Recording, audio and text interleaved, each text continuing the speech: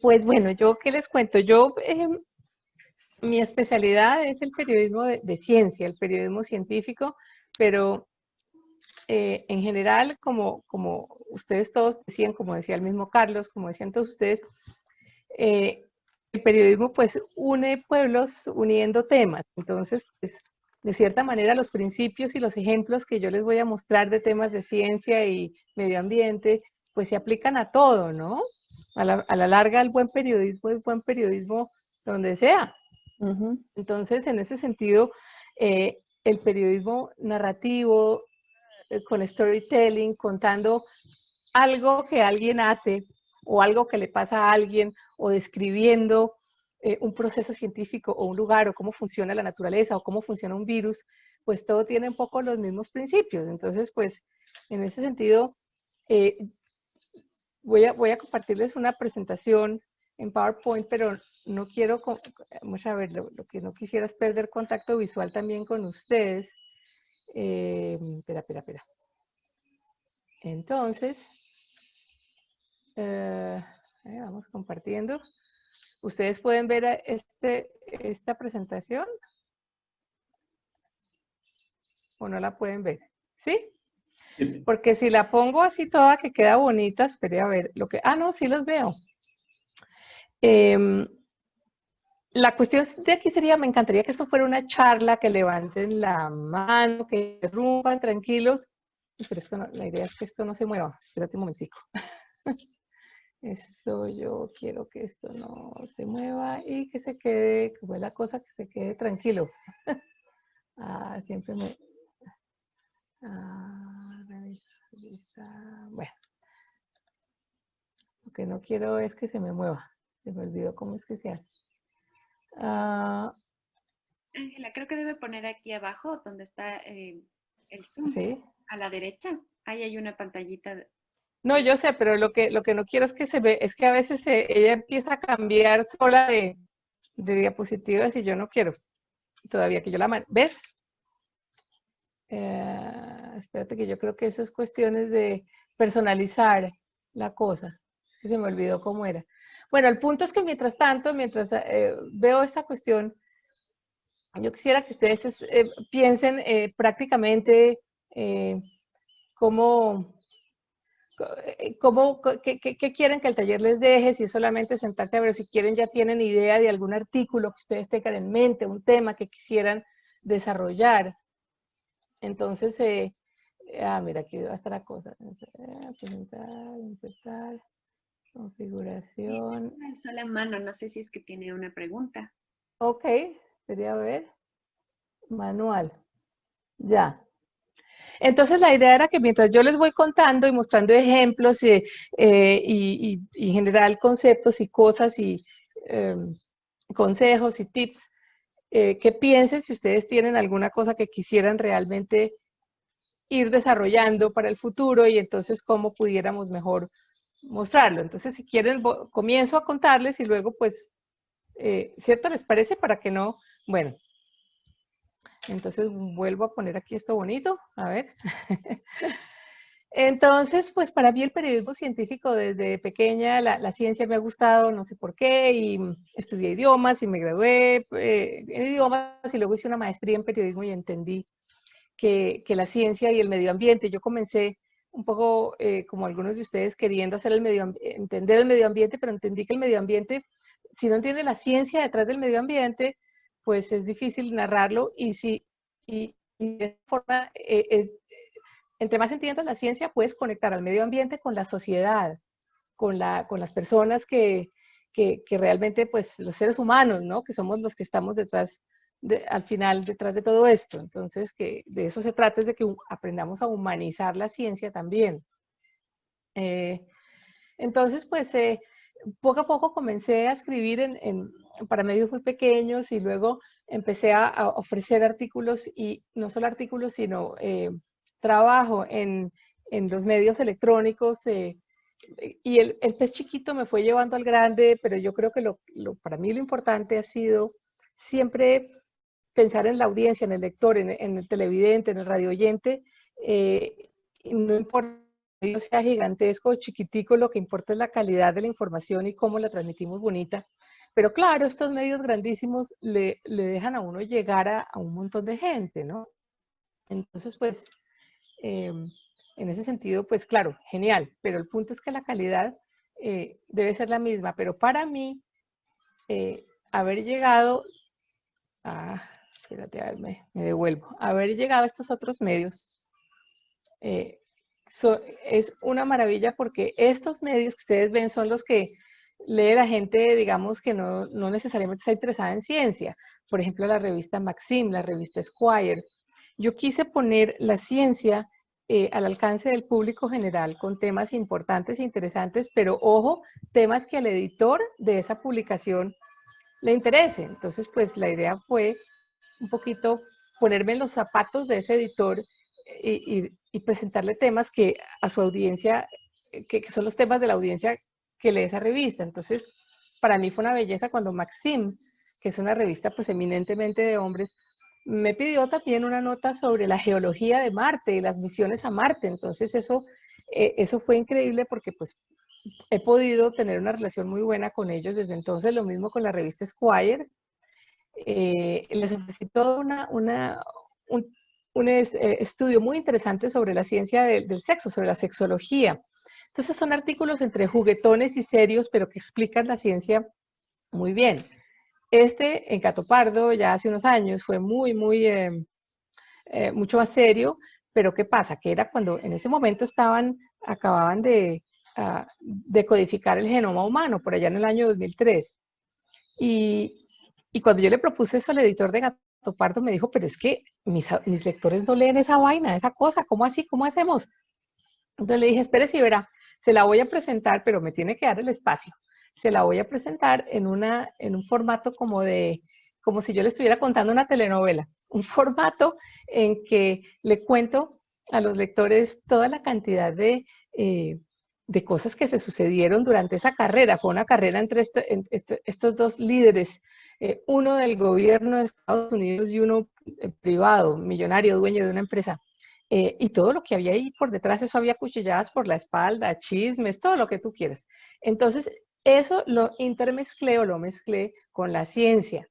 Entonces, eso es lo que nosotros en el periodismo narrativo podemos también hacer, con todos esos trucos y tips. Porque si no lo hacemos de esa manera, si no lo humanizamos, si no metemos la ciencia dentro de la sociedad, nos pasa lo que dice aquí la editorial de la revista Nature, que es la revista pues científica más importante que hay, ¿no? Ellos como que mandan la parada y son como los que rigen este ecosistema de noticias de ciencia. El caso es que la ciencia tiene un problema de relaciones públicas porque nadie entiende. No importa si sean ciencias sociales, lingüística, ¿cierto? Temas de sociología, temas de energía nuclear, la gente no entiende, porque nosotros mismos los periodistas pues tampoco entendemos mucho y no podemos hacer un buen papel. Pero el punto es que nosotros, los periodistas de ciencia en general, tenemos que, pues, en este caso, escribir sobre cosas como la biología de un virus, la física de la bomba atómica, ¿no? La biología del fondo marino, cómo funciona una estrella, y tenemos que poderlo describir de forma bonita, cómo funciona la neurología, cómo se comporta el cerebro humano cuando está en medio de una situación social, todo eso. Todo eso está lleno de ciencia. Entonces, la idea un poquito es que ustedes salgan de este taller como teniendo una idea más clara de lo que es ese periodismo científico en cualquiera de sus ciencias sociales y de ciencia entre comillas dura, o biologías o todo eso, a aprender un poco a contar el cuento, a ser más narrativo, porque la noticia dura, la noticia de todos los días, la noticia de un señor entró en una lavandería, mató a 3 personas y luego se disparó él mismo, eso ya pasó. Pero entonces tenemos que aprender a contar eso así como para revista dominical del periódico. Tenemos que aprender a generar ideas concretas de ángulos para cubrir un tema, lo que ustedes quieran, pues sí, obviamente en este taller no alcanzaremos a hacer mucho, pero por lo menos quedarse con esa idea. Y un poquitico acordarnos de unas herramientas, obtener herramientas que nos ayuden a sorprender al lector, a capturar su atención, con información bien escrita, bonita, interesante, creativa, atractiva, que, que apele a los sentidos y a las emociones, pero ahí está el truco, sin quitarle la importancia a la ciencia, porque muchas veces los escritores quieren hacer una cosa clara, pero entonces la ponen aburrida. Y cuando les da por hacer a veces una cosa muy florida y muy llena de verbos y palabras, no dice nada. Entonces el truco está en hilar esas dos cosas. Y no solo nosotros, los investigadores, los científicos también tienen que empezar a aprender a comunicar su ciencia bien, porque un científico que no comunique su ciencia no puede hablar con el periodista, no puede hablar con el gobierno, no puede hablar con el rector de su universidad. Entonces, ese éxito para ese investigador depende de que también se comunique. Entonces, resulta que, por decirles hace 10 años o 15 años, a los científicos en general no se les ocurría eso. Ellos estaban en su ciencia y el resto, ¿qué importa? Pero se dieron cuenta, como me lo han dicho muchos, incluso congresistas y senadores en Estados Unidos, me han dicho, a ver, Ángela, ¿usted cree que nosotros decidimos cuánta plata darle a esta persona leyendo sus investigaciones científicas? No, nosotros leemos o los blogs que escribe esa persona o lo que escriben ustedes, los periodistas. Entonces, fíjense la importancia y la responsabilidad de lo que uno comunique puede hacer que el gobierno de su país apoye o no apoye, y la sociedad en general apoye o no apoye la ciencia. Entonces, es importante para nosotros que somos periodistas entender ese otro mundo. Entonces, la ciencia funciona de cierta manera y los científicos tienen ciertos patrones mentales y ciertas ideas y cierta forma de trabajar, como su mundo, por ejemplo, las ideas en la ciencia cambian. Entonces, por ejemplo, el coronavirus, ¿cierto? Acuérdense que en marzo se decía que no, que el coronavirus era solo una gripita. Que sí, que uno se ponía la máscara, pero pues que tampoco pasaba nada si no. Pero ¿qué pasa? Que a medida que fueron entendiendo cómo era el virus del coronavirus, pues todas esas ideas de no usar máscara o de tomarse estos otros líquidos o aplicarse inyecciones raras, eso fue cambiando. Porque la ciencia es un proceso continuo que además no puede contestar todas las preguntas, es decir, la ciencia va buscando y tanteando, ¿cierto? Y las cosas son inciertas. Hoy se descubrió una molécula que posiblemente ayuda a combatir el cáncer de piel. Y resulta que en 3 meses, no, ¿sabe qué? Eso no funcionaba. Eso no quiere decir que eso sea señal de mala ciencia, quiere decir que los investigadores van dándole y trabajando, y es una evolución permanente. Eso lo hemos visto todos los días en el coronavirus. Ustedes han visto todos las polémicas, que no, que el coronavirus es así, no, que ahora resulta que es malo para el corazón, y no, que resulta que como así, si era una gripa, ¿cómo así? Entonces, eso es lo que el periodista tiene que pensar. Y entonces, en el periodismo, nosotros también tenemos nuestro mundo. Entonces, el mundo del periodista es otra cosa. Por ejemplo, uno llega feliz a donde el editor a ofrecerle el artículo, y el editor le dice, pero ¿cómo así que usted está escribiendo sobre que el coronavirus ataca el corazón si ayer se decía que no? ¿Cómo así esos científicos no tienen ni idea de lo que hacen? Esa incertidumbre no es señal de mala ciencia, la incertidumbre es señal de que la ciencia está andando. La ciencia no es gris. La ciencia, uno no puede decir, hoy se descubrió la molécula contra el cáncer, porque no, porque se descubrió una molécula con una posible acción química que a lo mejor ayuda aquí, a lo mejor posible, están dando. Es gris. Entonces lo que pasa es que nuestro editor quiere poner el título en blanco y negro, y ahí es donde la embarramos. Y ahí es donde los científicos les provoca pegarnos un tiro a todos. Ellos no entienden mucho, muchos investigadores no entienden que, pues ustedes deben saber, los titulares, uno de reportero uno no los pone el editor, o los pone, en algunos casos absurdos, los pone el maquetador, el pobre ilustrador de arte, que no tiene por qué saber, termina poniendo el título, y entonces pues no. Entonces, esa es otra cosa, ¿no? Que tenemos que ver cómo lidiamos con esa cosa. Tenemos que ser muy diplomáticos. Entonces, ¿qué pasa? Que los reporteros y los mismos editores, muchas veces uno de reportero sabe más que el editor, eh, inflan la importancia de ciertas cosas y le quitan importancia a otras cosas. Por ejemplo, la cuestión del calentamiento global, ¿no es cierto? El cambio climático. Ese es el típico. Entonces, no, pero usted tiene que entrevistar a alguien que diga que no está pasando nada con el calentamiento. Y le dan el mismo espacio en el periódico o el mismo tiempo en el noticiero al señor que dice que no, que aquí no pasa nada. Entonces, eso es un problema.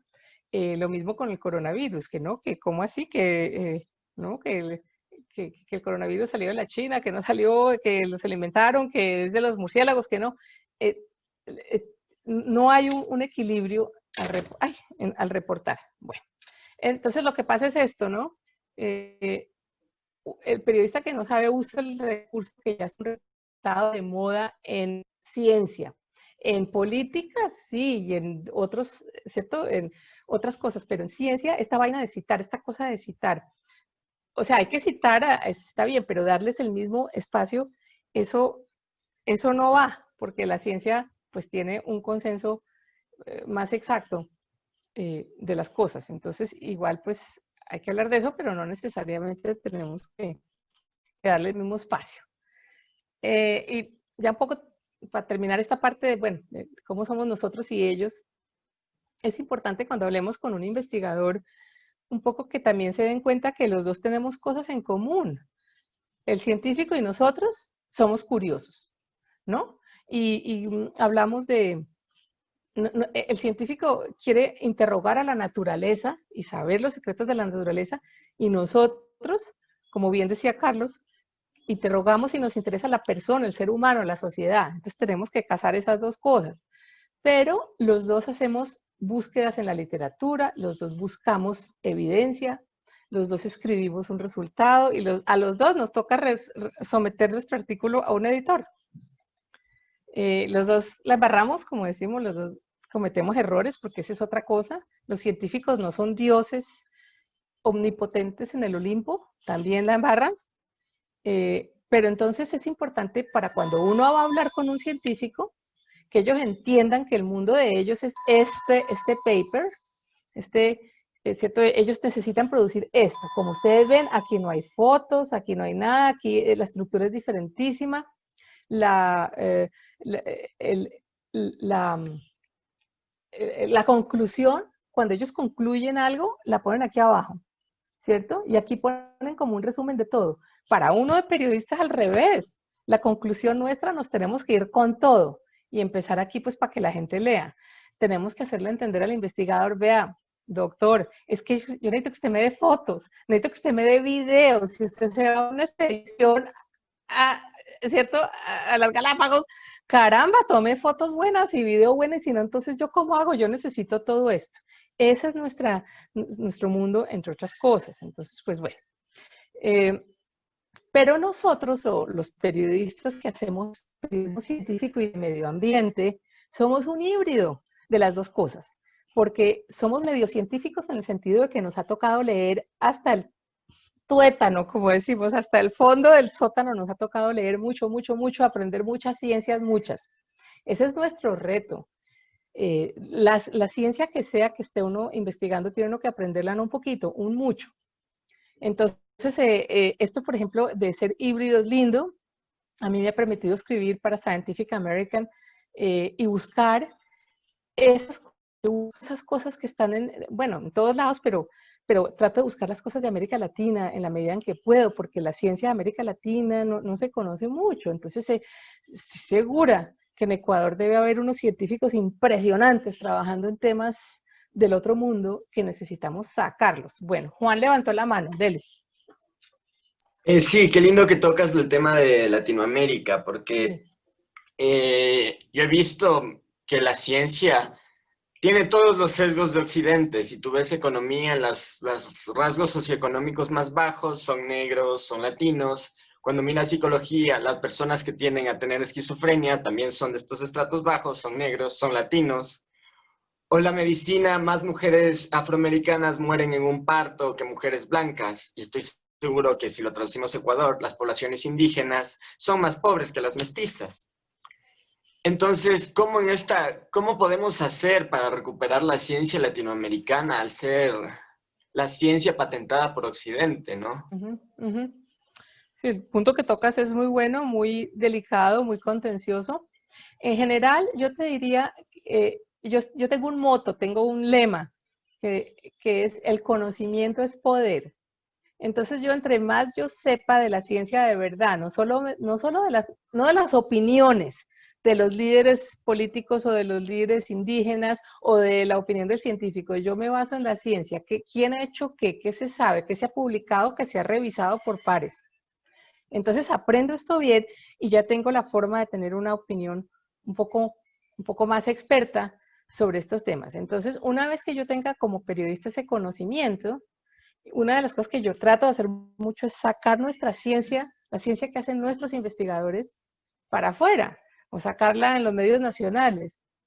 Entonces, visibilizar, porque es verdad lo que tú dices, los temas de ciencia son latinoamericana, los temas, las investigaciones que hacen los científicos latinoamericanos tienden a ser invisibles en Europa y en Estados Unidos. Y eso es un poco por una mezcla de cosas, lo que dices tú, de cómo históricamente nos han tenido en cuenta este como colonialismo científico que ha habido desde hace tiempos, pero la otra cosa es que nosotros como periodistas y como comunicadores y como informadores, tal vez nos tenemos que formar un poco más y buscar activamente a estas personas y estos temas y sacarlos de forma profesional, sacarlos de forma narrativa y no necesariamente en forma de queja o en forma de... Sí, porque la gente, al lector, eventualmente se aburre. El lector hay que tenerlo entretenidito, como un niñito. Entonces, en la medida en que uno seduzca, la palabra es seducir. Tú empiezas seduciendo al editor para que convencerlo de que te deje poner ese artículo en su medio. Y luego hay que seducir a la audiencia con buena ciencia y con buenas palabras. Y de esa forma, si uno martilla constantemente un tema con muchos ángulos a la vez, tratándolo desde muchos ángulos, puedes empezar a hacer mella. Yo creo que al final de cuentas mucho de lo que decimos de tu punto tan bien expresado es falta de conocimiento, de cierta manera, pues además de tener un sesgo, ¿no? Pero mira, yo te prometo que últimamente, desde el punto de vista de interés de los editores y de algunos y de los investigadores en América Latina, el interés ha crecido mucho. Esta revista que tú ves ahí, Scientific American, me pide constantemente que le mande artículos de ciencia que se hacen en América Latina. Claro, uno manda montones de ideas y no, ese no me interesa, ese es muy legal, ese es muy no, pero por lo menos hay como un interés. Entonces, ahí viene la forma en que tú como periodista cuál va a ser tu estrategia para vender esta historia, para hacerla interesante y amena. ¿Sí? Más o menos como que me explico. Sí, sí, sí, el periodismo es súper complicado siempre por estas Ya, cosas, ¿no? es súper complicado. Por eso viene la cosa de quién debe escribir sobre ciencia, si el periodista o el investigador. Entonces, mi respuesta es el que lo haga bien. Yo creo que los dos tienen que hacerlo. Aquí tenemos un periodista, Carl Zimmer, es una maravilla. Él estudió biología, él es experto en evolución de los virus y los microorganismos, escribe para el New York Times. Él estudió ciencia y decidió irse para el periodismo. Luego tenemos a esta señora maravillosa, Deborah Bloom. Ella es experta en química y en venenos, en las toxinas de la naturaleza, y sus libros son maravillosos. Esta señora, para ustedes los periodistas de carrera, dirige un programa que les voy a presentar porque me encantaría que lo tuvieran en su radar. Eh, es un programa de becas que yo tuve, se llama la beca de periodismo Knight, K-N-I-G-H-T, Knight Fellowship, en el Instituto Tecnológico de Massachusetts, MIT, que es como quien dice la Capilla Sixtina para el periodista de ciencia, para la ciencia. Del MIT han salido más premios Nobel de lo que ustedes se imaginen. Bueno, esta cuestión es una beca de un año, y te pagan como $80,000. Y tú vas allá y ¿qué es lo que haces? Simplemente quieren que tú como periodista aprendas ciencia, punto. No te van a decir nada, tú puedes hacer lo que te dé la gana. tú te sientas yo fui la primera ganadora de esa beca en Hispanoamérica. Después vinieron, me dijeron, bueno, ahora usted es la embajadora de esto, tiene que contarle a todo el mundo. Entonces, pues después hablamos con más calma, pero esta señora dirige esa cosa y es una maravilla. Luego están, pues entonces, científicos que hacen blogs. Por ejemplo, este es un colombiano que es un astrónomo, un espectáculo el tipo. Entonces, él, en vez de los twitters, él hace cosas enormes, maravillosas de astronomía. Bueno, en fin, el punto es que es el que lo haga bien. Pero la idea importante, para que la tengamos ahí un puntito rojo en la cabeza, es que la cooperación entre el científico y el periodista es importantísimo porque ellos son los que tienen el conocimiento. Yo trabajo de la mano con ellos, pero ojo, yo no soy la vocera de ellos. Yo trabajo de la mano con ellos, pero yo no hago lo que ellos quieran. yo les oigo sus temas y lo que sí hago es que consulto con ellos y a diferencia de la lema, ya les doy la palabra, a diferencia del lema de que uno de periodista, que este es otro punto contencioso, no deja ver sus artículos antes de publicación, yo muchas veces sí lo hago con los científicos porque la ciencia es difícil y uno siempre la embarra, siempre hay algún detalle. Vea, y les cuento, en 30 años de carrera de periodismo científico, nunca jamás, pero nunca es nunca, he tenido un científico que me diga, oiga, pero es que usted me describió a mí como la niñita con el pelo caído y la nariz mal puesta. A ellos no les importa eso, lo que les importa es que la ciencia que uno retrate de ellos esté correcta. Entonces siempre les digo, oiga, este dato está bien, este está bien. Entonces, bueno, la mano levantada, ¿de quién fue? Daniela, le ponga su... Hola, Ángela. Yo justamente tenía esa pregunta y creo que el martes hubo otra charla sobre periodismo científico y yo había preguntado, pero no me queda claro a mí. Tú no me escuchaste, pero yo soy periodista de formación, tengo una maestría en ecología justamente porque quería entender la ciencia desde adentro y evolución fue una de las peores clases de mi vida, pero bueno, porque yo vengo netamente de las ciencias sociales y meterte en eso sí fue. Y como les contaba al inicio, yo no tuve la suerte de ejercer el periodismo científico porque me contrataron para trabajar como comunicadora de la Wildlife Conservation Society en Ecuador. Maravilloso. Entonces trabajé ahí, aprendí muchísimo, estoy súper agradecida y gracias a ellos es que también estoy ahora haciendo otra maestría porque me gané una beca con ellos. Pero creo que una de las cosas con las que yo más me he topado en el mundo de la ciencia y viniendo desde la comunicación es justamente esto de lidiar con el ego del científico. O sea, a mí me causó mucho... A mí yo fui la primera persona de comunicación en trabajar en WCS en Ecuador. Y te hablo de hace 6 años, es decir, la WCS está en el Ecuador 20 y 14 años no tuvieron a nadie trabajando en comunicación. Alguien hacía una cosita por aquí, otra por allá. No. Y me acordaba justamente de esto que tú decías, que primero el científico tiene que aprender a comunicar. Y yo a la final tuve una relación maravillosa con todos los científicos de WCS y del Ministerio del Ambiente y de algunas otras organizaciones con las que pude trabajar. Pero me costó mucho que confíen en mí, que confíen en mi conocimiento, que confíen en que yo había hecho una maestría en ecología y sí, no me iba a dar toda la base que ellos tienen, porque ellos son gente muy experimentada, pero yo puedo entender muy bien cómo se lee un paper, puedo saber de dónde sacar, qué sirve, qué no sirve, o sea, pero me costó mucho y creo que hasta ahora cuesta mucho. Entonces, ¿cómo tú como periodista, no como la comunicadora de una organización científica, como periodista te enfrentas a esos retos? Claro, ya estamos hablando contigo de una mujer tan pesada en el mundo del periodismo científico que obviamente... No creas. Sí. No creas. Bueno, y ahorita le doy la palabra a las otras manitas levantadas.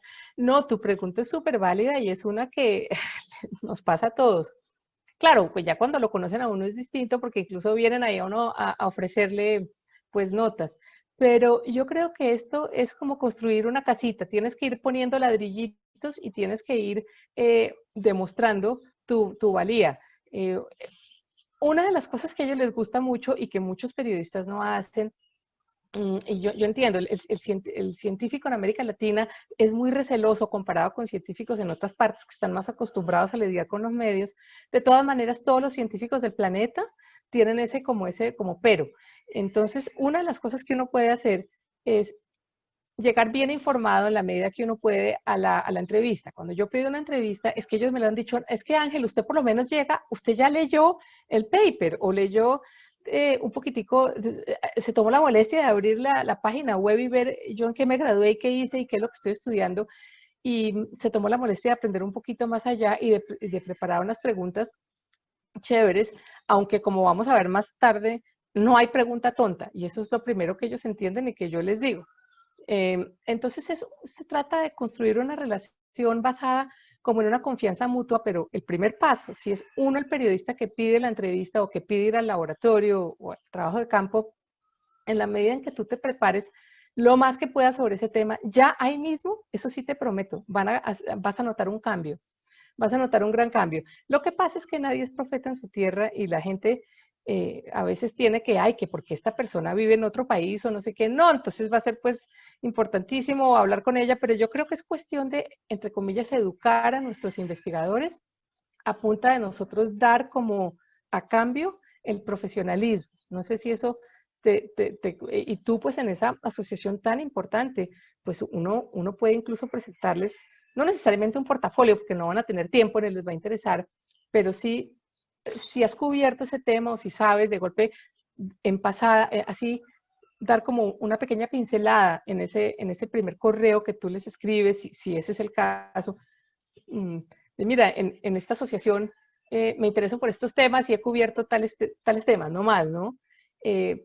Pero ante todo, llegar bien preparado y demostrarles que sabes de qué estás hablando. Es que lo que ellos detestan es el periodista que un día cubre moda y como no hubo quien cubriera la pandemia del coronavirus hoy, entonces mandan a ese pobre periodista a que hable con el virólogo. Entonces, pues es muy difícil, es injusto con todos, ¿no? No sé si te contesto un poco tu inquietud. Yo creo que esa punta de tiempo, te cuento, eso no es en un día, no lo logras en un día. A mí me pasó con un glaciólogo famosísimo en Chile, hace como 8 años. Eh, no me quiso dar la entrevista y no me la dio y punto. Entonces, no siempre ganamos, ¿no? Pero yo creo que es poquito a poquito, pero sí, otra cosa que yo siempre hago es, como yo te decía antes o les decía antes, mm, demostrarles que respeto muchísimo su trabajo al decir, doctor, yo no quiero que esto esté equivocado, dígame si este dato está correcto, si esto está bien.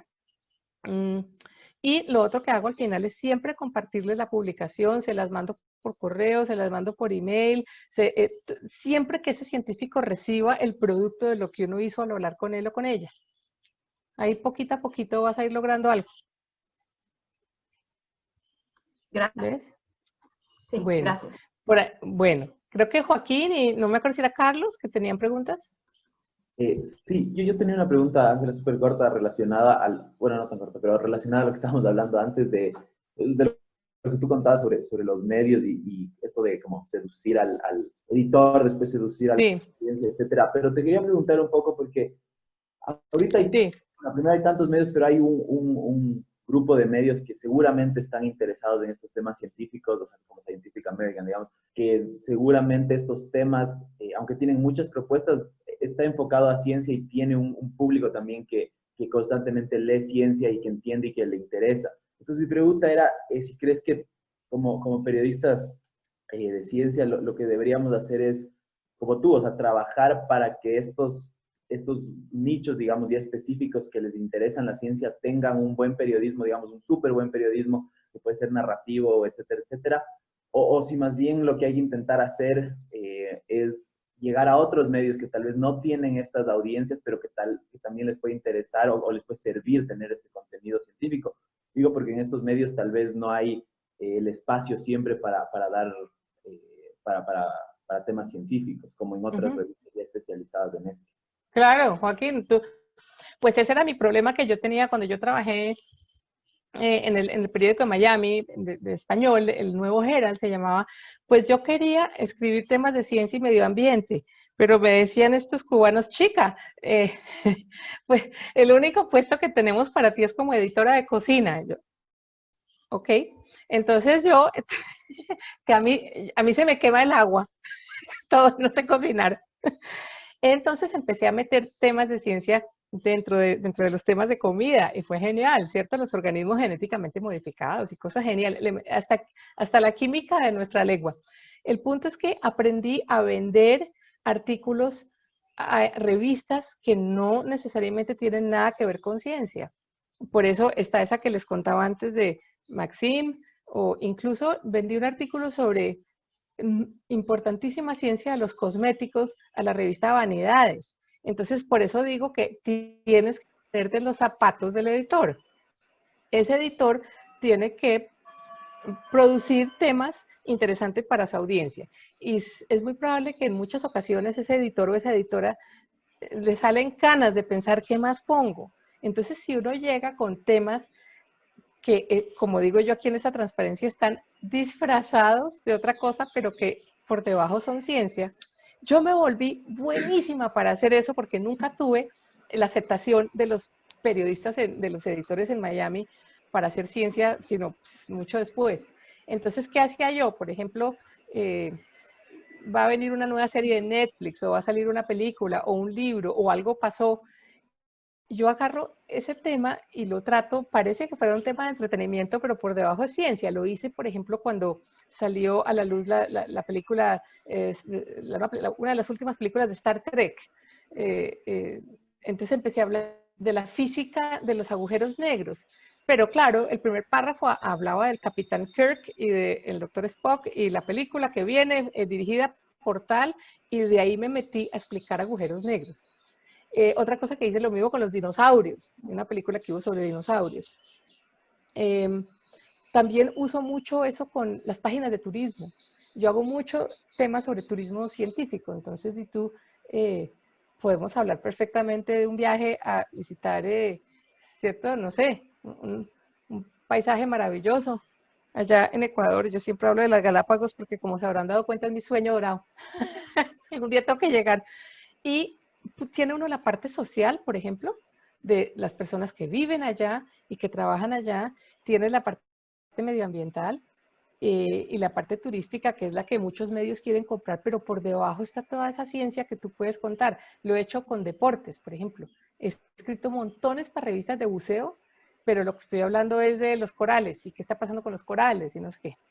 Entonces, pues esa es un poco esa idea, y yo sí creo lo que tú dices es muy importante, en el sentido de que hay que llevarle la ciencia a las personas que normalmente no la tienen, no tienen la oportunidad de asomarse a esa ventana.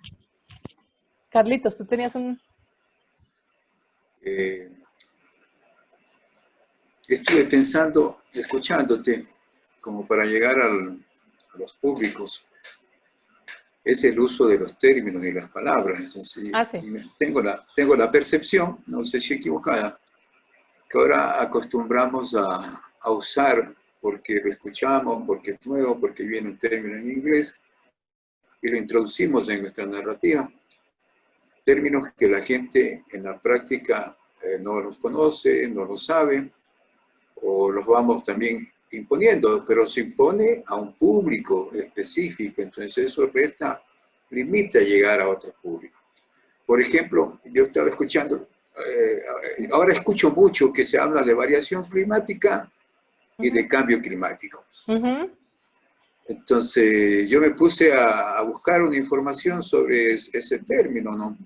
Sí. Entonces en algunos textos me dicen que la variación... el cambio climático requiere que transcurran muchísimos años para que se produzca ese cambio climático. Y que hay que diferenciar con la variación climática, que puede ser que este año en el Ecuador el invierno llovió mucho más, o sale más el sol, o sale menos. Pero todas esas variaciones, digamos, que se producen o que estamos sintiendo, incluso los periodistas e incluso los científicos hablan del cambio climático. Entonces, eso creo que también es importante, eso, en el manejo de lo que decimos, cómo lo decimos y cuáles las palabras que usamos, no porque está de moda o porque alguien dijo, o como esto, ahora la mayoría de las personas, incluso los propios comunicadores, hablan de las redes sociales, por ejemplo. Sí. Entonces yo le escuchaba a alguien que decía, yo tengo mi formación en lo social. Decía, entonces uno ve las redes sociales han existido toda la vida. ¿Por qué han existido? Porque hay la red familiar, hay la red barrial, es decir, son redes sociales de apoyo, de coordinación, por seguridad, qué sé yo. Y hay la otra terminología que dice que en vez de redes sociales debería haberse dicho sobre la comunicación en línea. Entonces te pongo por eso, estos ejemplos y se va posicionando. Entonces después todo el mundo, o el cambio en el idioma. O sea, yo, por ejemplo, en el Ecuador y en muchas partes, esta es una situación muy álgida. Entonces uno empieza a revisar el origen de la palabra álgida y en la Real Academia dice que lo álgido era lo más frío, que lo más helado, y ahora ya lo acepta también como lo más caliente, lo más ardiente, o hay de por medio una discusión. pues me encanta tu intervención, por eso cambié esta transparencia y le puse con exactitud, porque tienes toda la razón. Uno mismo, yo caigo en eso, todos caemos en eso, pero necesitamos justamente, esa es otra, ¿no ve? Es que no es fácil saber la gramática, realmente nos tienen que gustar las palabras, sobre todo si lo hacemos por escrito. Así que tu intervención es exactamente como es, va al punto. Entonces, bueno, creo que teníamos otras manos levantadas, pero yo sigo mientras tanto mostrándoles aquí qué tal estos ejemplos. Ah, Paulina, ya voy. Miren esto es chistoso, la puntuación, eso pasa cada ratico. Si el hombre supiera realmente el valor que tiene la mujer, andaría en 4 patas en su búsqueda. Pues si le cambiamos si le ponemos una coma, si el hombre supiera realmente el valor que tiene la mujer, coma, andaría en 4 patas en su búsqueda. Si el hombre supiera realmente el valor que tiene, la mujer andaría en 4 patas en su búsqueda. Es una cosa, y eso pasa todos los días y cambia mucho el sentido de lo que la gente entiende, ¿no? Y eso en la ciencia se da mucho, en las cosas complejas. Otra cosa que hacemos mucho con muchos temas, y eso sí, somos muy dados a eso cuando no entendemos el tema. A nosotros en América Latina, además que nos gusta la verborrea, las palabras, tenemos que aprender a decir leche en vez de decir líquido, perlático, de la consorte del toro. ¿No? Y como decías bien tú, Carlos, es eso que tú dices es una pobreza léxica y una inexactitud, pero entonces tenemos que tratar de ser exactos y no usar los mismos verbos, sino usar verbos diferentes, más exactos, y que no sean ambiguos. Y ojo con la sintaxis, son cosas que se van volviendo automáticas, como manejar un carro. Hay que hacerle y darle y darle y dele y escriba y escriba y escriba y leer muchísima buena literatura. ¿Teníamos más manitos por ahí? Sí, Paulina, ponga su... Hola Ángela, buen día. Mi nombre es Paulina Íñiguez. Yo soy comunicadora, escribo canciones, estudié televisión, o sea, he caminado un montón de cosas y siempre me ha gustado traducir los temas complejos a un lenguaje entendible, que la gente que me lea me entienda. Entonces, siempre ha sido para mí importante, por ejemplo, el buen uso de la ortografía, del lenguaje, porque me interesa que la gente que me lee o que me escucha me tome en serio. También el uso de los datos. ¿Alguna otra cosa iba a decir? A ver, ¿qué es lo que quería decir? Einstein también decía que hay que explicarle las cosas como si se las explicara a la abuelita. Entonces, sí. Bueno, más que nada yo quería agradecerle porque estoy muy feliz de estar acá. Yo soy una comunicadora que no he estudiado, pero lo hago de vocación, creo que desde pequeña. Y me interesa, ahora estoy estudiando en la universidad porque me interesa incluso que mis canciones sean medios de comunicación. Ah, eso te iba a decir. Sí. Me quitaste la palabra de la boca, Paulina. Vea, en Suiza hay un experimento de física física de partículas muy complejo que se llama el acelerador de partículas CERN. Sí. Bueno, ok, tan complicada esa cosa que los físicos decidieron hacer una canción rap que se llama el rap del CERN. Por ahí lo voy a buscar y después se los mando. Ríanse la maravilla. Bueno, si ya tiene 15 años y está grabado horrible, pero se han puesto batas de laboratorio y unos cascos y empezaron a cantar como el rap, ¿cierto? ¿Cómo es, en qué consiste la física de partículas y no sé qué, cuando el protón se divide, no sé qué y no sé qué. Millones de likes y de hits. Eso es lo que alguien como Paulina puede hacer. Siempre lo he dicho, una canción típica ecuatoriana con una música que es apegajosa, no, o sea, buenísimo. Por aquí veo, voy a seguir, pero aquí veo... Ángela, otra cosita que ya recordé lo que iba a decir para despedirme. Sí, dele. Es que hay que tener cuidado con las afirmaciones, porque a veces uno cuando escribe, habla o dice, afirma cosas que no se pueden comprobar. Entonces, antes que afirmar, es más bien dudar o buscar la forma de que lo que uno dice sea más real, digamos, perdón. Eso, muchas gracias. No, pero claro, tienes toda la razón. Ángela, tenemos otra pregunta. Disculpa que te interrumpa. Tenemos una pregunta de Ale que nos está poniendo en nuestro chat. Dice, ¿cuál ha sido la historia que más te gustó cubrir en toda tu carrera periodística? Nos encantaría saberlo. Ahora le muestro. Tengo una, y es que tengo también unos ejemplos. Pues todos esos viajes que he hecho a la Antártida, he tenido esta increíble oportunidad de acompañar a científicos a la Antártida y claro, como es un mundo tan distinto. Y no solamente estuve en la Antártica, sino que estuve en la estación ecuatoriana desayunando con su comandante. No, hablando, mejor dicho, genial, en la Pedro Vicente Maldonado. Somos amiguísimos. El programa polar ecuatoriano es así de amigo con el colombiano. Me acuerdo, los almirantes nos decían, pero Colombia, ¿ustedes qué estaban haciendo? Llevan años sin estar en la Antártida, ¿cómo así? Bienvenidos, venga, les explicamos. Entonces fueron como nuestros hermanos mayores. Entonces me ha encantado cubrir la Antártica. ¿Por qué? Porque a mí me encantan las relaciones internacionales de la ciencia y la diplomacia de la ciencia, y cubriendo el programa antártico conocí a investigadores del Ecuador, del Perú y de ahí para abajo, de Chile, de Argentina, de Uruguay y de otros países, pero ha sido genial. Entonces, ahora les muestro ahí un par de ejemplos.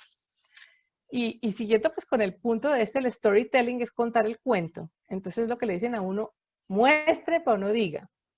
Entonces, ¿por qué puse yo aquí? Bueno, decir es, por ejemplo, Miguel le tenía pánico a la oscuridad, ¿cierto? Entonces, en vez de decir eso, cuando uno escribe algo, es mejor muestre una acción para que el lector diga, era que Miguel le asustaba la oscuridad. Entonces, esa acción puede ser así. Cuando su mamá apagó la lámpara y salió de la habitación, Miguel se puso tenso. Se tapó con las cobijas, agarró la almohada con todas sus fuerzas y contuvo el aliento cuando la brisa hizo mover la cortina. Entonces, claro, esto es contar el cuento. Y esto es decir. Entonces, son dos cosas distintas para diferentes. Naturalmente, yo no puedo agarrar el periódico en primera plana y mostrar así, pero en revistas, en nuestros blogs, en las historias dominicales, podemos contar. El storytelling es algo que le pasa a alguien, algo que alguien hace, algo que ese alguien puede ser desde un ser humano hasta un átomo, hasta un neutrino, hasta un tiburón. Hay que describir, eso es lo que les quiero mostrar, pero siempre, no me digan que genial esta caricatura, siempre el reto es seducir al lector, y primero al editor, pero aquí le dice el lápiz, te llamo más tarde, estoy cenando con mi editor. El editor borra todo lo que uno hace. Sin embargo, los editores son, pues, un buen editor es la bendición más grande del planeta, porque ellos lo guían a uno, un editor que sabe lo que está haciendo, es el mejor aliado. Entonces, lo importante es ofrecer notas que sean del estilo de esa publicación. Entonces, ¿cómo hago yo? ¿Cómo piensa un periodismo científico? Yo me busco mis propios temas. Yo creo que, me parece que aquí está, no alcanza a salir. Está muy grande, a ver. A ver. No, me voy a dejar en chiquito. Yo busco temas originales y entonces eso es lo que tenemos que aprender nosotros los periodistas, tenemos que volvernos sabuesos con una nariz así fina para buscar esos temas que tengan el potencial de que uno los cuente así, como cuentos. Entonces, por ejemplo, este hombre, ¿y dónde encuentra uno esos? Ahorita después les doy una lista de cómo encontrar uno de esos temas geniales, además de los que uno tiene al lado de la casa. Que son por lo general los mejores y uno no se da cuenta porque así es la vida. El caso es que este señor de la NASA trabaja, él es un químico y trabaja, la NASA, que es el organismo con más alta tecnología del planeta, ¿cierto? Bueno, este señor usa su nariz para decidir si las cosas que van a viajar al espacio van a oler mal o no en el espacio. Porque si tú estás en el espacio, ponte a pensar, y resulta que hay algo que huela mal, no puedes abrir la ventana. Y esto pasó en varias otras expediciones rusas en que la gente se iba volviendo loca con cosas como, allá en el espacio hay mucho cambio de presión, pero mucho cambio de temperatura. Entonces, hay cosas que huelen feo, como por ejemplo, parece mentira, el Ziploc, el velcro, ¿no? El velcro de las cosas donde se pegan los escudos, el velcro a veces pasa que huele horrible. Entonces, este señor huele todo lo que va a ir al espacio, pero cuando yo le dije, oiga, yo quiero hacer ese artículo para la revista Wired, me dijo, no, pero usted tiene que venir y yo le hago la prueba del olor, el test. Entonces me dio unas botellitas y yo tenía que decir, esto huele a madera, esto huele a humo, esto huele a rosas, esto huele a popó.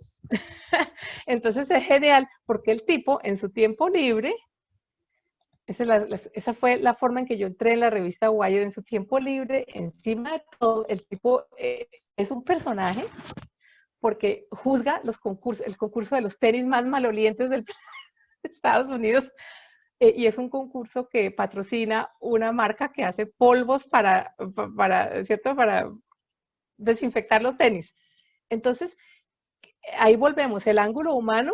Si fuera solo la ciencia sería divertido, pero Wired me dijo, no, un momentico, es el ángulo humano de este tipo, que es un químico, que además él asimismo él se hace llamar, y la tarjeta que él te da es la nariz de la NASA, dice uno, pero por Dios. Entonces tiene un montón hay que buscar esas cosas, ¿cierto? El personaje interesante, el tema genial y el ángulo distinto, y ese es el tema que nosotros como periodistas en Ecuador tenemos que ver quién hay en Ecuador que sea. Yo sé que debe haber gente genial y nuestro trabajo es desenterrar esas personas. Ese es el punto. Por ejemplo, en Colombia, el país más violento del planeta. Entonces resulta que con toda esa ola de asesinatos que hubo por allá hace unos años, de no sé cuántas, este señor es un experto en ropa blindada, ¿no es cierto? Entonces el señor hace ropa blindada, pero no es cualquiera. El hombre hace trajes de cóctel, el hombre hace chaquetas de estas, ¿cierto? Divinas de gamuza, hace vestidos de trajes de cóctel para señoras y hace pantalones para los guardias, pantalones interiores para los guardias de seguridad de las prisiones colombianas. Entonces, cuando fui y le dije, me interesa, genial, ¿usted cómo hace? ¿Qué se inventó? ¿Cuál es su tecnología? Me dijo, sí, pero usted tiene que venir a hacer conejillo de indias y a pasar la prueba del disparo. Entonces llegué yo allá y me puse una chaqueta de un vestido, sin decirme nada, sacó un revólver, me apuntó y me disparó. Entonces, eso es la locura, uno no siempre hace eso, ¿cierto? Es una cosa extrema. El punto es que Wired le fascinó, hicimos una nota muy chévere. Pero fuera de eso, ya temas más serios, busco siempre la ciencia en mi propio patio trasero. Por ejemplo, en Colombia siempre se había hablado de que hay muchos reptiles marinos porque pues el país está inundado. Bueno, de hecho un montón de Ecuador también estuvo inundado hace millones de años. Entonces había muchos bichos de esos reptiles, pero nunca había habido descubierto un dinosaurio terrestre. Entonces, cuando se descubrieron estas vértebras, estaban por ahí tiradas detrás de una puerta en un museo, hasta que un experto vino y las desenterró, y entonces esto salió en Scientific American, que ya lastimosamente la edición en español la tuvieron que cerrar por falta de plata, El punto es que es un poco mostrarles esos temas, cómo hace uno para sacar temas. Yo saco muchos temas en museos. Por ejemplo, hoy cuando voy a los museos en Washington, pido que me muestren el detrás de cámaras de donde tienen todas las colecciones de cosas. Y ahí tienen un montón de colecciones de aves. Bueno, sí, muchas de estas aves son colombianas y yo diría que la otra mitad son ecuatorianas, o peruanas o brasileras.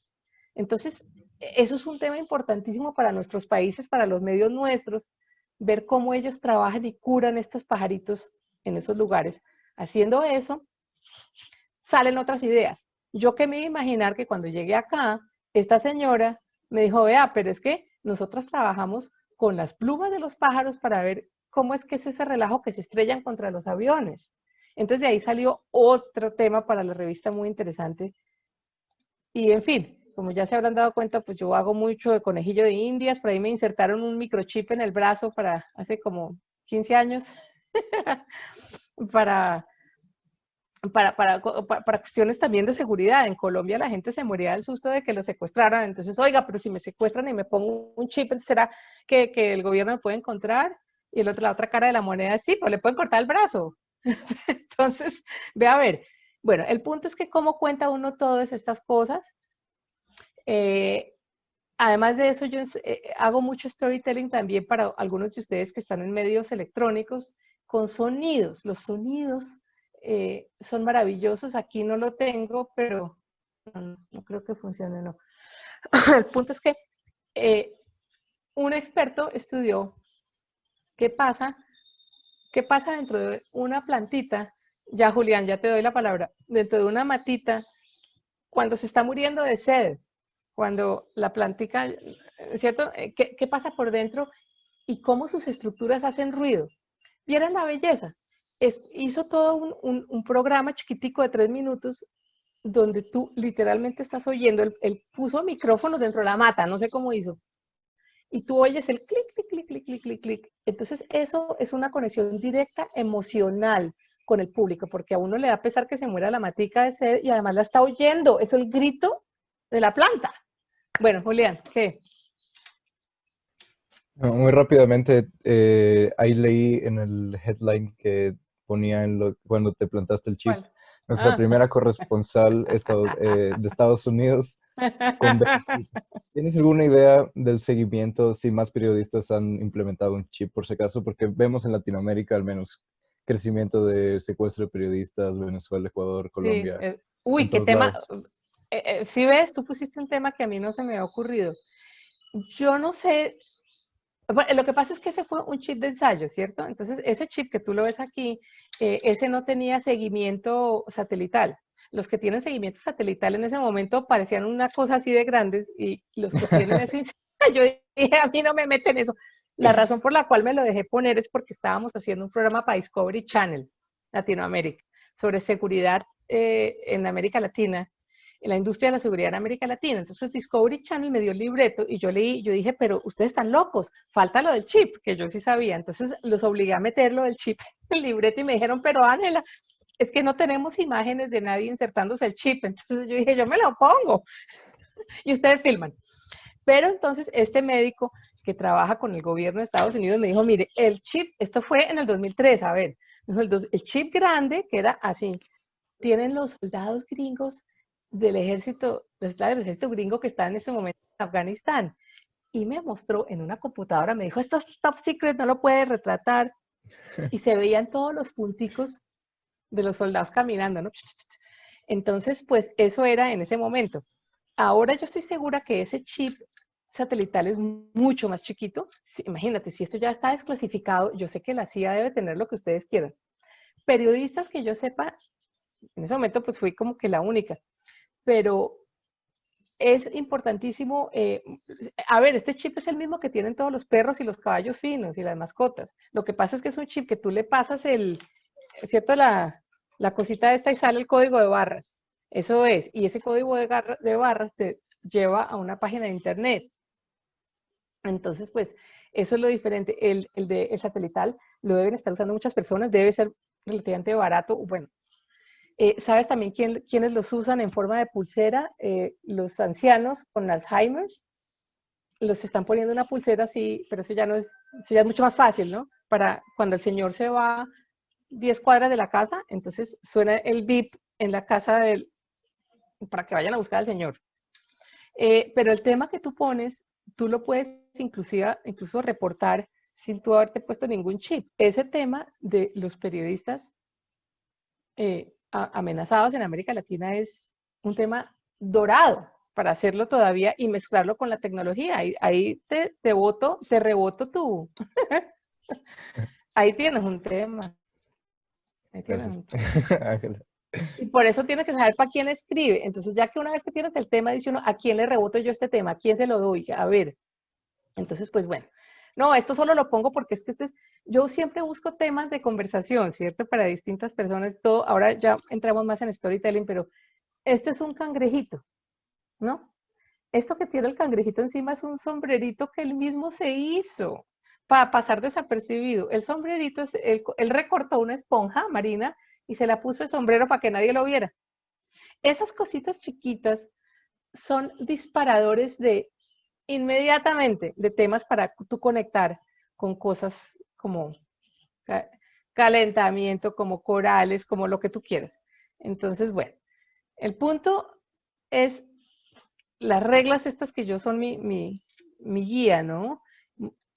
Parece fácil, pero no explicar lo que uno no entiende. Uno cree que entiende y es horrible porque uno pues explica y escribe algo y resulta que no, eso no sale bien. Entonces, siempre, siempre, siempre acordarse de que no hay pregunta tonta.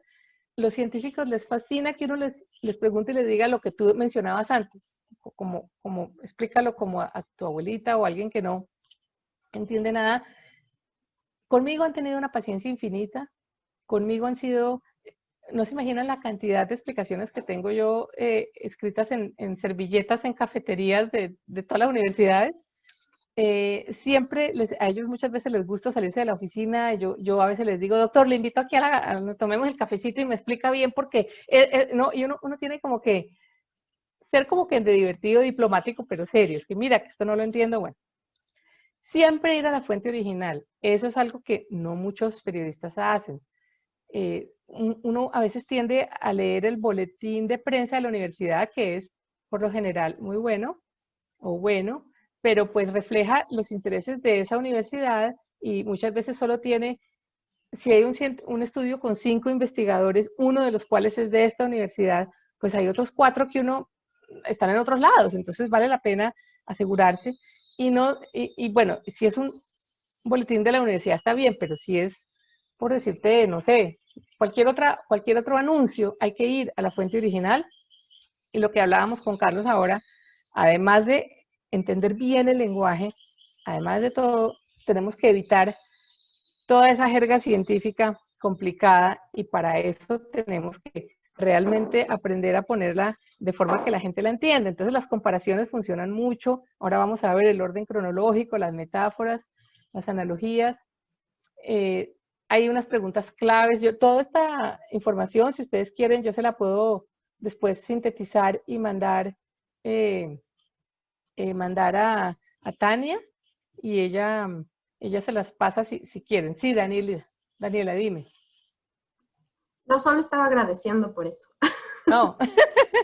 Entonces sí, porque hay preguntas, eso es otra cosa, ¿cierto? Uno tampoco puede esperar que tú acabas de conocer a un investigador o a un experto en lo que sea, tú no puedes esperar romper el hielo con ese señor o señora en 10 minutos.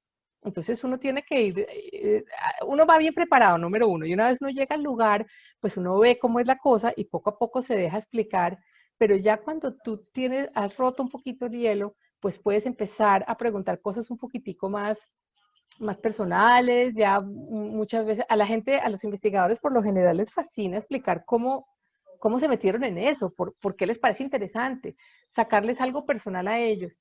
Claro, si tú vas a una salida de campo de 2 días, pues mucho más fácil, porque entonces durante la comida te sientas a hablar con esa persona y ahí empiezan, pero si es una cosa de 1 hora, tienes que saber ciertas preguntas que te pueden ayudar para un perfil. Luego hay montones de otras preguntas ya para periodismo, digamos cosas como ¿quién pagó esta investigación? ¿No? Ese tipo de otras cosas, pero ya Estos son como unos disparadores que nos adentran un poquitico también en lo narrativo. Y aquí es otro poquito, un poco lo mismo que hablábamos ahora con Carlos. Esto es una transparencia que yo se las doy a los investigadores, ¿no? Porque los investigadores tienen que pensar que no nos tienen que explicar las palabras y que cuando ellos hablen con la prensa, no hablen de estas cosas, iones de hidroxilo y análisis estocástico. La gente no sabe, uno de periodista no sabe. Y que antes de que ellos expliquen o hablen de el quark o el paleo, lo que sea, el retrovirus, que lo expliquen. Entonces eso es importante. Esto pues, es para enfatizarles que realmente no somos los voceros de los científicos, nos debemos a nuestro público, a la gente que está allá afuera leyéndonos. Entonces, tenemos que explicar la investigación, dar a conocer los resultados, que es la noticia, pero explicar cómo funciona la ciencia, cómo se obtuvo, de qué manera, en qué entorno, qué dificultades. A los científicos muchas veces les cuesta un poco de trabajo muchas cosas, y esas respuestas sorprendentes le dan a uno el pie para mucha cosa muy bonita. Entonces, por ejemplo, aquí hay unos tips que a mí me han servido muchos. Es increíble, pero mucha gente no abre los ojos. El editor de mi periódico en Colombia, el periódico El Tiempo, hace como 50 años, el señor ya se murió, tenía un examen para contratar o no contratar reporteros. Entonces llegaba el reportero y le hacía la entrevista, y antes de sentarse le decía: ay, señor, por favor, puede bajar a la recepción, que es que hay un papel importante para usted allá, y no se lo dieron. Entonces, cuando el señor sube, el candidato le dice: bueno, descríbame exactamente qué fue lo que vio y qué oyó cuando usted bajó a la recepción por el papel. Entonces, ese poder de observación es importantísimo. Ir más allá de una sola fuente, como habíamos dicho, pensar en ángulos diferentes. Esto es importantísimo. Mantener la noticia, el orden cronológico nunca falla al contar una noticia, al contar una cosa, un proceso, un descubrimiento, una salida a campo. La gente que está estudiando el coronavirus, por ejemplo, cómo es el proceso de fabricar una vacuna, ese tipo de cosas. Las personas buenas para entrevistar, como el señor ese de la NASA, esos son pequeños diamantes en la arena, no siempre están, pero pues hay que saber entrevistar. ¿Cómo va uno a reportar? No siempre desde el escritorio, hay que salir para afuera, si uno puede. Hay que estar allá, ir a profundidad es esencial para el storytelling, no contar la ciencia científica. No se desanime, hay un pocotón de historias que uno no encuentra y de golpe se encuentra uno con una. Y sobre todo contar el cuento. Contarlo con, si es posible, algo de ironía. A la gente le gusta que le hagan metáforas que lo acerquen a su vida diaria.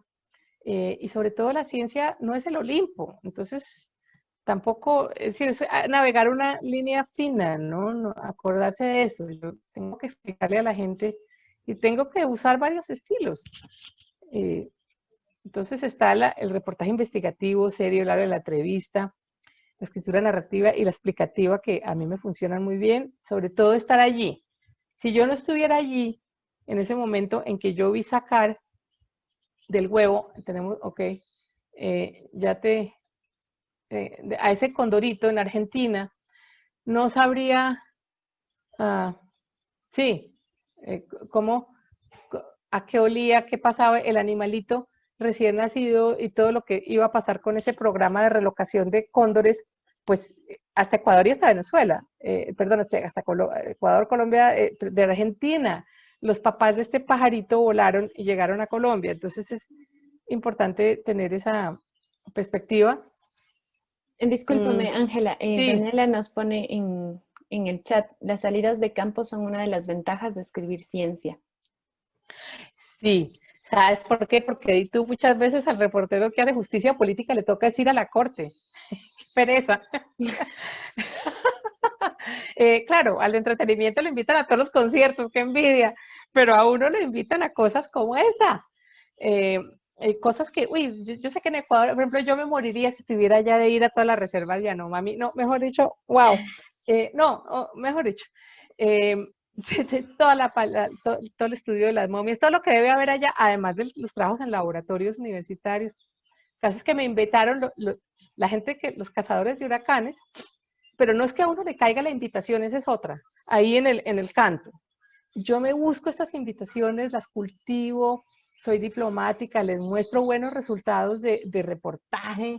Por ejemplo, la NASA son muy buenas personas, muy amables, muy queridos, como decimos en Colombia, pero no son bobos. Si ellos ven que tú como periodista te dan una oportunidad, te dicen, sí, mira, es que yo tengo quiero hacer esto para este periódico. Si tú no lo haces o nunca les muestras lo que has hecho, no se lo mandas a la oficina de prensa de la NASA, la próxima vez que tú pidas hacer algo, amablemente se van a hacer los bobos. Pero una vez que empiecen a conocerte como un reportero, un editor o un medio en general que demuestra resultados, te invitan a cosas maravillosas y tú te tratan muy bien. Ese fue el caso. Me conectaron con los cazadores de huracanes, estos aviones que se meten en los huracanes. Mire esa vaina. Este es estar en el hueco de un huracán. Entonces, claro, eso le sirve a uno para comenzar artículos grandes, estar en el avión cazahuracanes. Y aquí, por ejemplo, esta es la forma en que comencé esta nota de este huracán. Un poco como antropomorfizarlo, darle como unas características humanas un poco al huracán. Entonces yo puse ahí, se llama Earl, y es una bestia total, una bestia con dientes de viento, garras de turbulencia y pezuñas de rayos y centellas. Un huracán categoría 4 con ráfagas de más de 130 millas por hora que amenaza a Carolina del Norte. Tras atravesar sus brazos en forma de galaxia, empeñados en derribar el avión de investigaciones de C-8 de la NASA, logramos penetrar en la pared más íntima de su misterioso corazón. Eso es como cierto, es como el inicio de un artículo en una sección de revista dominical. Si fuera noticia, simplemente diría otra cosa mucho más escueta, ¿no? Un grupo de científicos de la NASA entraron a estudiar el huracán Earl, punto. Pero aquí el artículo continúa explicándote que cuando estás en la pared, en el ojo del huracán, tú puedes tener una taza de café en tu mesita del avión y no se mueve. Pero cuando atraviesas esos brazos como digo yo, en forma de galaxia, es cuando viene el horror. Entonces ahí viene uno de los trucos, es las comparaciones. ¿Dónde está? Aquí no está, pero sí. No, más adelante yo estoy comparando al huracán con una galaxia, entonces mucha gente pues entiende eso. Pero pasa que en la escritura de ciencia y de temas en general complejos, cualquier ciencia, es difícil porque uno tiene que saber organizar la información. Ante todo, tener uno el bombillito prendido de que no tiene que ser aburrida. Hay que seducir al lector en ese primer párrafo. Si tú no le dices al lector, siga leyendo, no pasa el control, es como que el control de la televisión, ¿no? No cambia el control, que lo que le prometo es chévere, es un poquito como dejar un poquito de piel expuesta. La idea clara de la estructura del artículo es clave, y yo tengo por lo general, hago como una columna vertebral, hago como unos punticos de lo que quiero, y lo voy llenando de carne. Cada uno tiene su manera de matar pulgas, como dicen, ¿no? Cada uno tiene su estilo y su manera de organizar, pero todo esto son las herramientas de la literatura narrativa. Hay frases, por ejemplo, si yo digo, había un árbol que daba sombra a la casa, ¿no? Una frase allí. Pero si digo, el árbol estiraba sus ramas hasta darle sombra a la casa, fíjense qué diferente, le estoy dando al árbol esta cosa de que el árbol estiraba. Bueno, es esta cosa como que no es fácil cuando uno, pues es decir, esto solo se da con el tiempo y la práctica y mucha lectura. Pero a la postre lo que importa es que lo que uno sabe, lo que uno ha estudiado y ha leído y ha entrevistado, todo eso está aquí, pero esa esencia, ese perfume sale en lo que tú lees. Entonces, hay muchas herramientas que por lo general uno debe pensar como si uno fuera un director de cine. Uno es Steven Spielberg filmando algo. Entonces, pensar en cuando uno va a contar el cuento, en usar una cámara de cine imaginaria. Entonces, uno muestra, describe una escena muy cerrada. Por ejemplo, en una ocasión describí una experta en un laboratorio que estaba estudiando el virus del ébola, que, mejor dicho, el coronavirus es un bebé comparado con el ébola, que ese sí te mata de una. Entonces, las manos de la mujer estaban temblando porque tenía en su mano una botellita chiquitica llena de virus y una inyección. Le había sacado a la botella un poquito de virus y se le iba a inyectar a un mico, pobre mico que tenía al lado. En un momento dado, el mico, muerto del susto, dio como un, ¿cierto? Como que hizo un movimiento y la aguja llena de ébola se le metió en el guante de esta mujer. Entonces, eso pasó de verdad. Entonces, cuando yo la estaba entrevistando después, años después, le dije, ¿y usted qué hizo? Me dijo, yo inmediatamente me quité los guantes y salí corriendo de ese laboratorio y me lavé las manos. Le dije, déjeme ver sus manos. Ella me mostró las manos y yo noté que tenía una pequita aquí, manos chiquitas, delgaditas, y mi artículo comenzaba con una cámara cerrada enfocando las manos, describiendo las manos de la doctora fulanita temblaban ligeramente mientras estaban debajo del agua, la pequeña peca junto a su dedo índice estaba cubierta de sangre, pero ¿cierto? Entonces la idea es esa, y luego abrí la escena al laboratorio. El laboratorio a su alrededor había quedado en silencio, incluso los micos estaban callados. Y luego entonces ya empiezas a contar la historia. Pues sí, ven, es contar un cuento. Esos primeros párrafos que usamos, así sea un artículo cortico, noticioso, ayudan, pero claro, nuevamente, estas son cosas un poco más narrativas. Por ejemplo, muchas veces aquí lo podemos poner así. Cuando miras al abismo por un largo rato, el abismo te devuelve la mirada, escribió el filósofo Friedrich Nietzsche. Por estos días, el abismo nos mira en tiempo real a través de las cámaras de televisión instaladas a 1500 metros de profundidad en el cañón de Mississippi en el Golfo de México.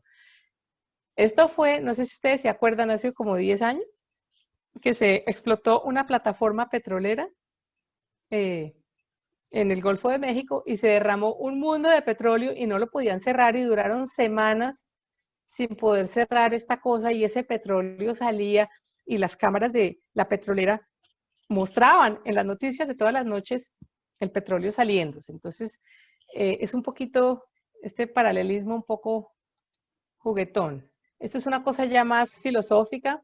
Una vez que la vislumbras, la Antártida se queda alojada en el ojo de tu mente para siempre. Eso ya es otra cosa. Esto ya es una noticia ya de biología. Buscar al oso de los Andes en el municipio de Huasca, a escasos 60 kilómetros de Bogotá, es como buscar a algún dios muisca. No se le llega a ver, pero su presencia se siente por todas partes. Si ves, ¿qué quieres con ese primer párrafo? Quieres poner al lector en un estado mental, en un estado de ánimo, ¿cierto? Es como cuando comienzas una película o una serie y al principio oyes unas notas musicales. Si las notas musicales son como las de Tiburón, así bien de angustia, dices, ay Dios mío, algo horrible va a pasar, o algo lindo va a pasar, o algo interesante va a pasar. El punto es que tú quieres que esa persona siga leyendo. Entonces, cuando hablamos de un tema muy complejo, es decir, es muy difícil, pero lo que tenemos que hacer es lo que hizo Carl Zimmer. Él es un biólogo molecular que se convirtió en escritor para el New York Times. Entonces, Carl estaba leyendo, le llegó una información científica donde decía esto. Que esto nadie lo entiende. Captura ancestral de esta vaina, un gen retroviral furogénico endogénico involucrado en la placentación. Es decir, si uno no sabe ciencia, sigue derecho. Él sí sabía ciencia y dijo, uy, esto es importante. ¿Por qué es importante? Entendió él y habló con el experto. El experto le dijo, mire, es que hace millones de años había un virus y el virus infectó, entre comillas, a los primeros mamíferos que hubo, que eran como unos ratoncitos. Y resulta que gracias a que ese virus infectó a esos ratoncitos, les creó la placenta, la matriz. Es decir, mejor dicho, el virus hizo posible que existiera la matriz. Entonces, eso fue algo nuevo, algo que salió en el 2012, los científicos, una información novedosa. ¿Qué fue lo que él hizo? Si no fuera por los virus, ninguno de nosotros habría nacido. Qué linda forma de comenzar un artículo para el New York Times. Y este es uno de los artículos que más éxito ha tenido en cuestión de diseminación de ciencia.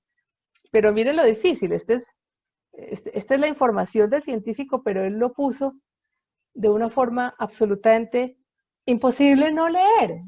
Entonces, eso es un poco lo que uno quiere. ¿Qué otra cosa tenemos que aprender a hacer? Un poco de escribir. Las descripciones tenemos que, volvemos a lo del cine, pero esto es una descripción que yo hice después de una inmersión en un submarino con una experta allá muy, muy al fondo, en que vimos este animalito, chiquitico. Entonces, un cruce semitransparente entre una pulga y el monstruo de Alien se acerca desafiante a las cámaras. La especialidad de esta encantadora criatura, encantadora es completamente un término irónico, es comerse a su presa de adentro hacia afuera para poner sus propios huevos en el cascarón gelatinoso de la víctima. Afortunadamente para el resto del planeta apenas tiene 2 centímetros. Un dirigible transparente con costuras iridiscentes pasa empujando un farol chino rojo. Ninguno de los dos se percata de que está siendo observado muy de cerca por un pez pescador, otra criatura de pesadilla, con vidrios desgarrados a manera de dientes que simplemente no le caben en la boca, y un bombillo en lo alto de una percha clavada en la cabeza. No hay por qué culpar a sus víctimas, lo único que ellas ven es el farol azul, agitándose hermosamente en medio de la noche. Bueno, son cosas más largas, pero cosas que hacen que el lector entre en el cuento. Después viene otra cosa que es ya la escritura explicativa, la escritura un poco más difícil, explica un tema más difícil. Esto es un laboratorio increíble que hay en San Francisco, donde están haciendo esto. Esto fue para la revista muy interesante. Empezando por el título, le puse ¿Cómo hacer una estrella? Sostengo en mi mano, y fíjense que está en primera persona, ese es otro tema contencioso. Yo lo escribí en primera persona porque este sitio es de un acceso difícil. Tuve que trabajar mucho para que me dejaran ir. Sostengo en mi mano la semilla de una estrella. Al principio no parece gran cosa. Es una esfera del tamaño de un grano de pimienta cubierta con un plástico plateado. Luego aprendo que está llena de deuterio y tritio congelados. Inmediatamente procedo a explicar lo que es eso. 2 formas del hidrógeno favoritas de los físicos que adelantan experimentos de fusión nuclear. La esfera y los científicos que trabajan en el colosal experimento National Ignition Facility, en las afueras de San Francisco, están parados en el umbral de lo desconocido. Encaran un reto de ingeniería casi inimaginable. Construir una máquina capaz de crear un pequeño sol en la Tierra y al hacerlo aprender a dominar su poder de forma controlada para que finalmente podamos acabar con nuestra urgente crisis de energía. Entonces ahí lo que sigue es un recorrido del laboratorio. Es otra forma, ¿no? ¿Qué más les cuesta? Es que yo no quiero, bueno, yo no los quiero, yo ¿qué más les digo para no tenerlos aquí tampoco? Bueno, esta es otra cortica. Esto es para explicar un término que se llama apoptosis, que todos los expertos usan y nadie le explica a uno qué es. Esta palabra me tocó explicarla en todo este gran párrafo.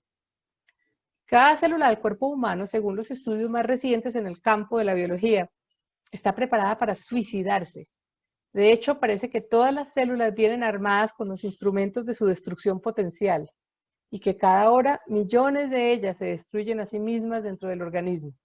Esto es lo que resultó de cuando el experto me decía, es que la apoptosis en el cáncer, y yo, ¿qué? Entonces me tocó explicar. Bueno, así que pues esta es la cosa, ¿cierto? Esto es la estructura, el storytelling, la estructura narrativa. Esto es de un libro que ahora les voy a dar una lista de libros que les aconsejo. Este es uno que se llama El demonio en el congelador, de Richard Preston. Él es un periodista científico que le encanta escribir sobre virus y bacterias. Y dice así en parte de su libro: cuando las hermanas del Hospital Mercy abrieron la puerta del paciente con viruela, un olor dulzón, enfermizo, empalagoso, flotó hasta el corredor. Era distinto a todo lo que el personal médico del hospital había encontrado antes. No era el olor de la descomposición, pues su piel estaba sellada. Era la pus dentro de la piel lanzando gases que se difuminaban fuera de su cuerpo. En esos días se le llamaba fetidez de la viruela. Hoy en día los médicos se refieren al olor de una tormenta de citoquinas. Si ustedes leen la prensa de marzo, abril y mayo respecto al coronavirus, se habla mucho de una tormenta de citoquinas causada por el coronavirus. Fíjense qué forma tan increíble de explicarla. Las citoquinas son moléculas mensajeras que se amontonan en la corriente sanguínea. Las células del sistema inmunológico las usan para señalarse unas a otras cuando el organismo está montando una respuesta al ataque de un invasor. Durante una tormenta de citoquinas, la señalización enloquece y el sistema inmunológico entra en desequilibrio y se cae, como una red de computadores. Aquí están las comparaciones, son claves. La tormenta de citoquinas se convierte en algo caótico y termina colapsando la presión arterial, produciendo un infarto o paro respiratorio, junto con un hedor a través de la piel como algo inmundo escondido dentro de una bolsa de papel. ¡Qué horror! En fin, entonces, no sé si ustedes, a ver, no me quiero ahondar mucho en las entradas porque no hay mucho tiempo, pero esto es importante. Esto es importante, evitar los verbos que sirven para todos. Esto es lo que diferencia un artículo cualquiera de uno un poquito más trabajadito. Por ejemplo, hacer o haber, ¿no? Hizo un cuadro, hizo una escultura. No, entonces mejor pintó un cuadro, dibujó una figura, talló o esculpió ¿no? Filmó la película, actuó, escribió la novela, cocinó una paella. Eso es importante. Esto, nos demoramos mucho leyendo esto, pero bueno, vean un poquitico. Esto lo escribí también para muy interesante. Ahora que estamos hablando del virus, del coronavirus, estaba hablando del ébola, primera persona porque es una columna de opinión, estaba yo, pero el punto que yo quería era explicar cómo funciona esto de los virus. Entonces, un poco sentada ante el microscopio del Centro de Control de las Enfermedades, he visto atónita el trabajo sucio de algunos virus en células humanas. A los más demoníacos, como el ébola y la viruela, los he observado en videos con la misma fascinación con la que algunos observan los ojos de una cobra. Comparado a un virus, una célula es gigantesca. Por ejemplo, esto no nos lo dicen, esta comparación, ¿cierto? ¿Cómo es una célula? Ver su interior con el nivel de detalle que permite un microscopio electrónico es como sobrevolar un paisaje complicado. Un mundo aparte, lleno de valles, ríos, lagunas, selvas, montes. Hay cosas que hasta parecen poblados. ¿Cómo me habría gustado aprender biología así, sobrevolando el interior de una célula como si fuera un orbitador en Marte? Ahí tienen ustedes otra avenida de comunicar la ciencia, que son las columnas y las opiniones, ¿no? Sus blogs. Uno de los videos del CDC pasa sobre una célula de hígado humano que está destrozada por el ébola. Es como si una bomba atómica hubiera estallado en medio, arrasando con todas sus estructuras y dejando montañas de desperdicios. Cuando la cámara aumenta la resolución, lo que parecen desperdicios son miles y miles de bastones terminados en un ojo curvo, las partículas del ébola. Hay tantas que algunas partes de la célula parecen un reguero de espaguetis. Además se reproducen a toda velocidad. ¿Qué tan rápido? 2 partículas de este y muchos otros virus se pueden convertir en 1000 millones en un par de días.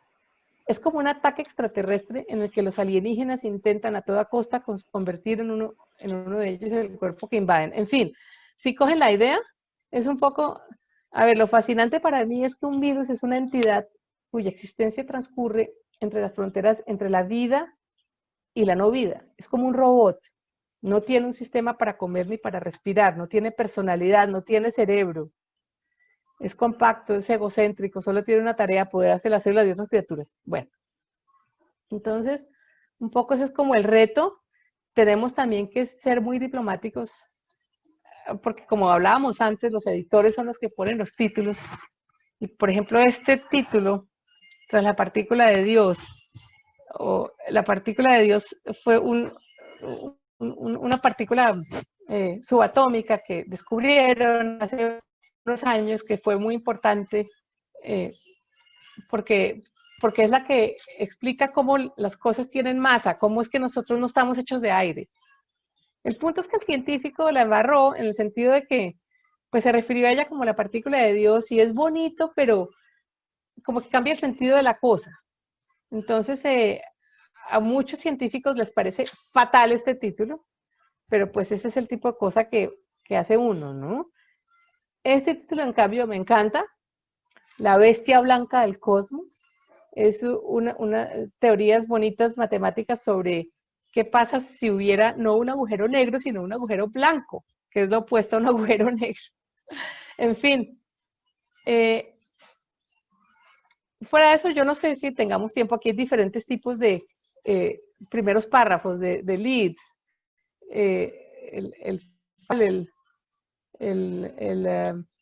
el más juguetón y el narrativo, pero no creo que tengamos mucho tiempo de entrar en eso.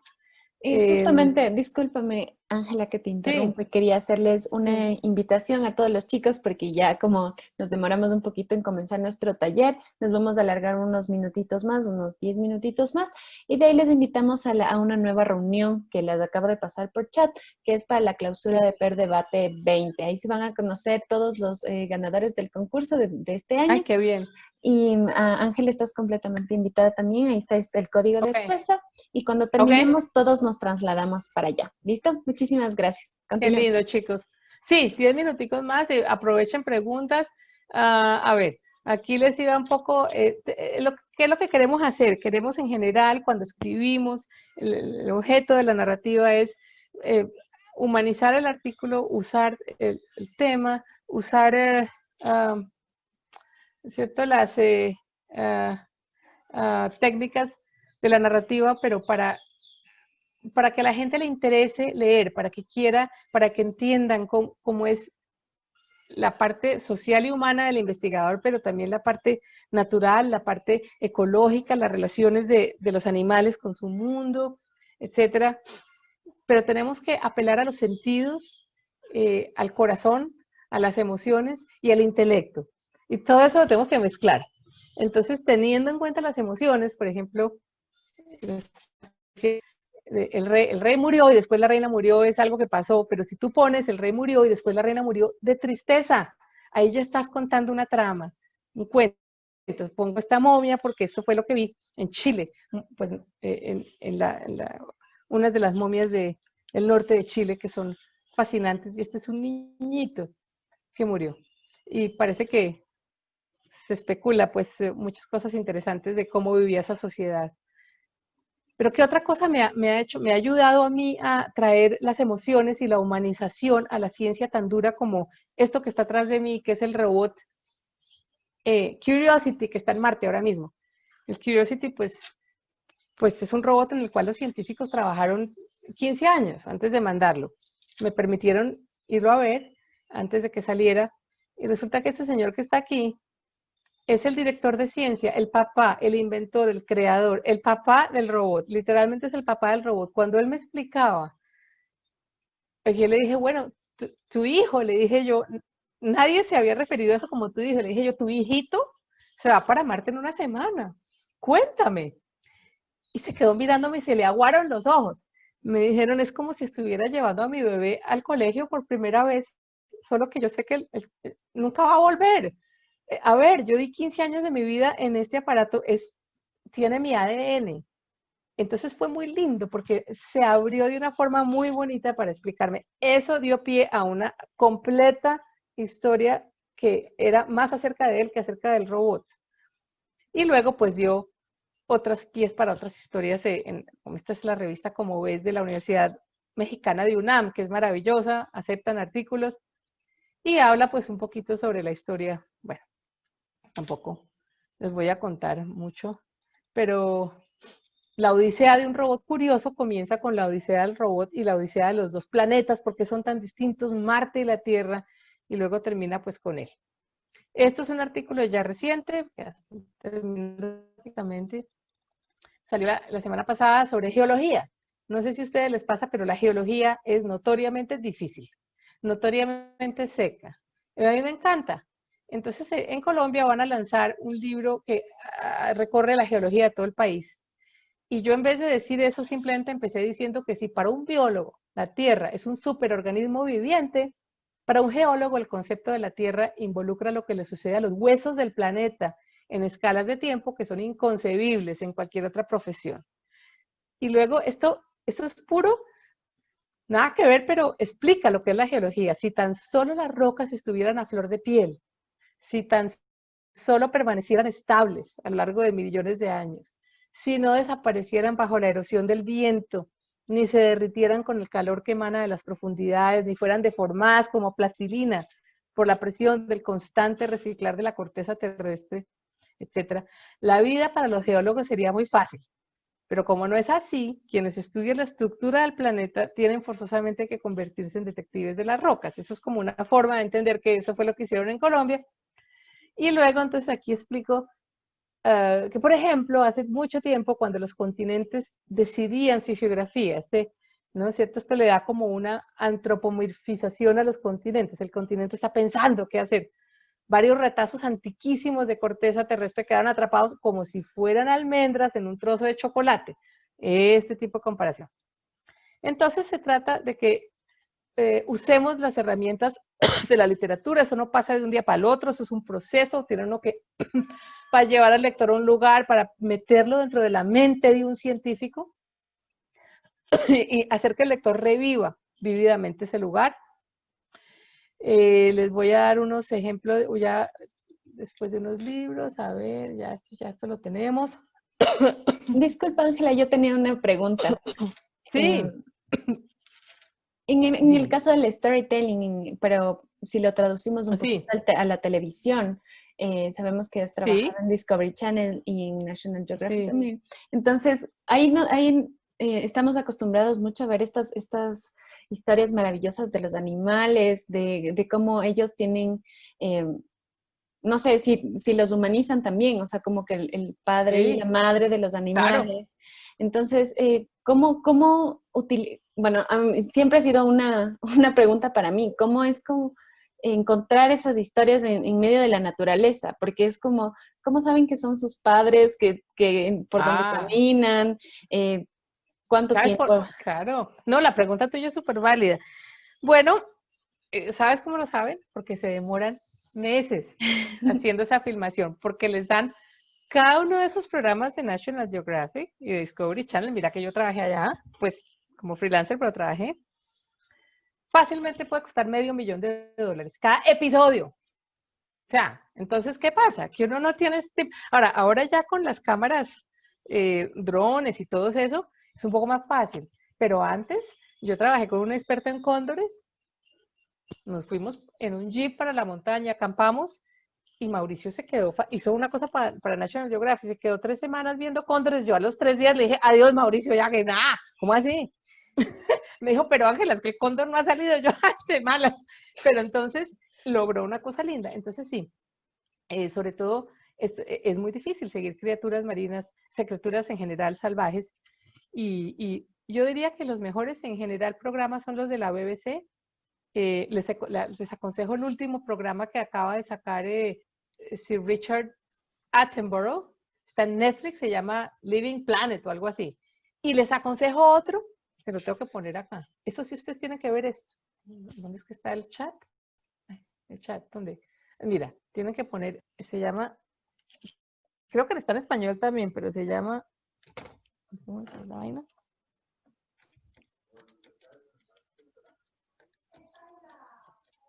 Ay, no. A ver. ¿Ya se vio? Ay, no, pero ¿por qué es que se lo puse a Tania? No, quería ver. Un momentico. Esto sí vale la pena para que ustedes vean. Pero ¿cómo hago para ponérselo a todos? Ahí hay un arribita de todos en para. Ajá, todos, exactamente. ¿Por qué no lo veo? Bueno, en fin, se llama My Teacher Octopus, como quien dice, mi profesor el pulpo. Está en Netflix ahora. Ay, no, ustedes tienen que ver eso. Eso es un storytelling maravilloso porque involucra al señor My Teacher Octopus. Compartir, bueno, en fin, ya. Antes de que se nos vaya el tiempo, bueno, más comparaciones. Los delicados cuerpos de las criaturas abisales son como droguerías esperando ser estudiadas, pero estudiarlas desde un buque en la superficie es como tratar de estudiar una mariposa desde un avión. Poco ese tipo de cosas.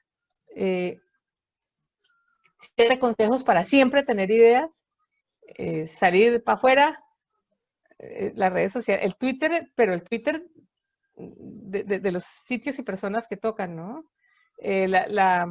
Las academias, las universidades, pero pues, ojo, hay noticias que nada que ver, como científicos usan células de carnes con tomate. No, entonces todas esas, tiene uno que volverse muy crítico y eso solo lo vuelves sabiendo la ciencia. Después yo les voy a mandar esto, después con Tania, pero estos son libros que me han encantado, libros de ciencia, pero escritos por científicos, pero pues son en narrativos. Especialmente aconsejo este. Este señor no es un experto, él es un periodista científico y escribió un libro que muestra la operación de cerebro de una señora y se ganó el premio Pulitzer de periodismo hace tiempos.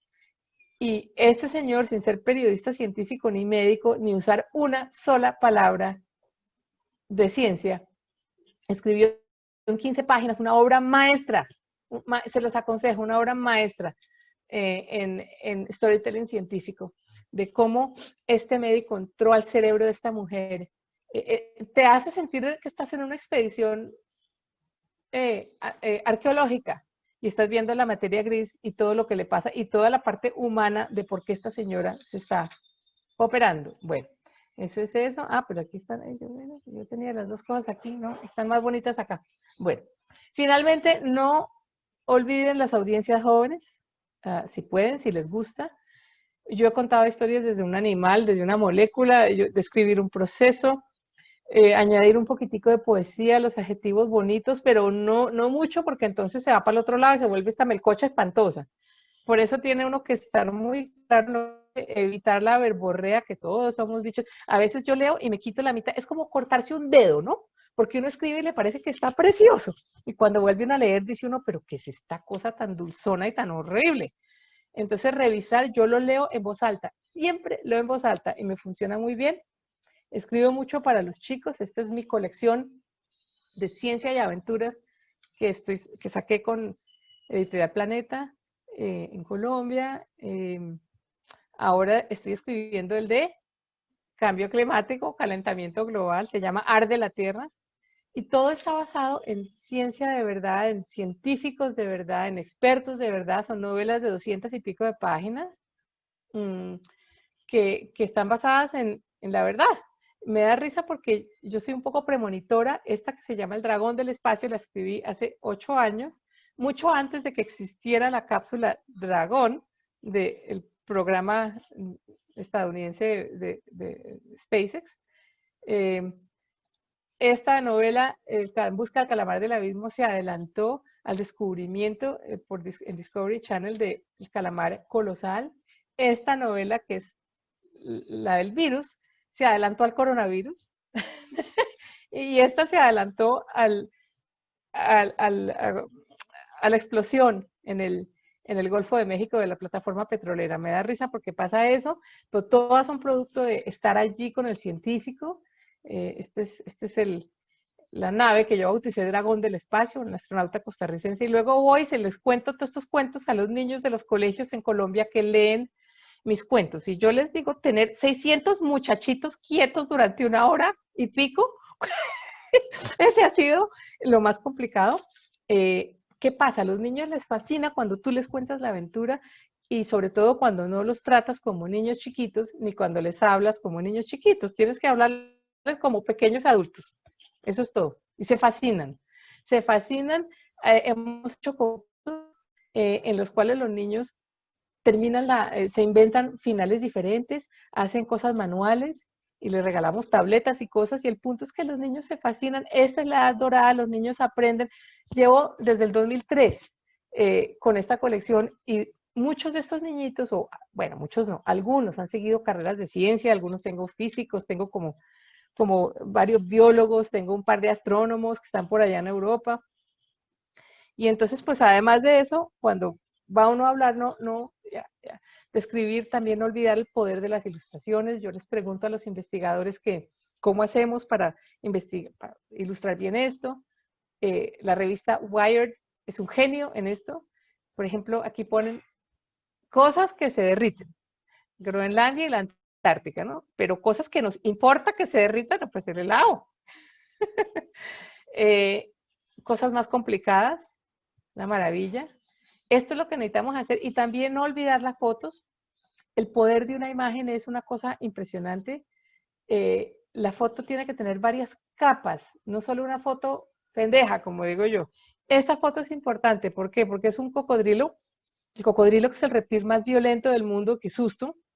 El reptil, además, en este caso, tiene una asociación increíble con el ser más delicado que es la mariposa, pero no es porque le parezcan bonitas, es porque la mariposa bebe la sal que sale de la nariz y de las lágrimas del cocodrilo y se alimenta de esa sal y tiene una relación ecológica increíble. Entonces, fíjense la cantidad de mensajes que hay. Y finalmente, pues, hablando otra vez de literatura, a los literatos no les gusta mucho, a veces porque la ciencia, no, ellos quieren más misterio. Entonces el poeta John Keats decía, brindo contra la memoria de Newton porque ha destruido la poesía del arco iris, convirtiéndolo en un prisma. Pero al punto, este biólogo español, Miguel Delibes de Castro, que es maravilloso, termina siempre diciendo, me atrevo a pedirles que calienten su corazón leyendo, aprovechando esa chispa emocionante de la literatura y que al mismo tiempo armen su cabeza con la racionalidad y la libertad que aportan la ciencia y el conocimiento. Ese es el punto. Ese es el punto y para eso necesitamos encontrar nuestro propio estilo. Cada uno tenemos nuestra forma de cocinar y de hacerlo bonito y de escribir y de los temas que nos gustan. Y así como este pingüino allá en la Antártica resultó bailando igualito que Happy Feet, entonces pues tenemos que encontrar nuestro estilo. Así que muchas gracias a ustedes.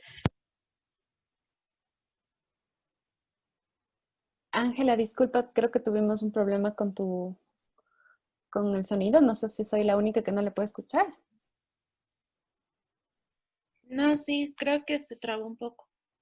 Ángela, ¿nos escucha? ¿No? Ahí sí. A ver. ¿Qué fue lo último que oyeron? Y espérense, a ver, vuelvo mejor dicho, quito esto para vernos. ¿Dónde estamos? Bueno, yo quisiera compartirles algo que está en nuestro chat. Dani Racines nos dice sobre la historia de la vida silvestre. A mí me pasó lo mismo cuando fui al censo de cóndores y luego de 4 días lo vi desde muy lejos. He ido varias veces al Yasuní y nunca he visto ni jaguares ni anacondas grandes. Una sola vez la vi de pequeña, es muy frustrante. Creo que sí, debe ser muy frustrante no poder ver estos animales maravillosos. Exactamente, es muy frustrante o no sé si les ha pasado cuando uno va a ver ballenas y uno tiene en la cámara y la ballena salta y luego solo sale el agua ahí y no más. Aquí tenemos otro mensaje de Paulina que dice que gusto y qué honor haber podido participar de esta conferencia. Muchísimas gracias, Ángela, es fantástico su trabajo. Gracias también a todas las personas que hicieron posible este encuentro y saludos. Muchas gracias también a ti, Paulina, por estar aquí y acompañarnos este día en este taller increíble de Ángela. Ángela, te doy la palabra. Bueno, chicos, pues, ¿qué les digo? Que aquí estoy, que no nos perdamos, que algún día, cuando sea grande, tengo que ir a visitar las Islas Galápagos y Yasuní. Espero encontrarme con algunos de ustedes allá y bueno, seguir en contacto. Mírenme el pelo. No, qué maravilla. A mí me encanta verme acá porque no, bueno. ¿Qué? Pero Joaquín me ganó. Estoy en Facebook, estoy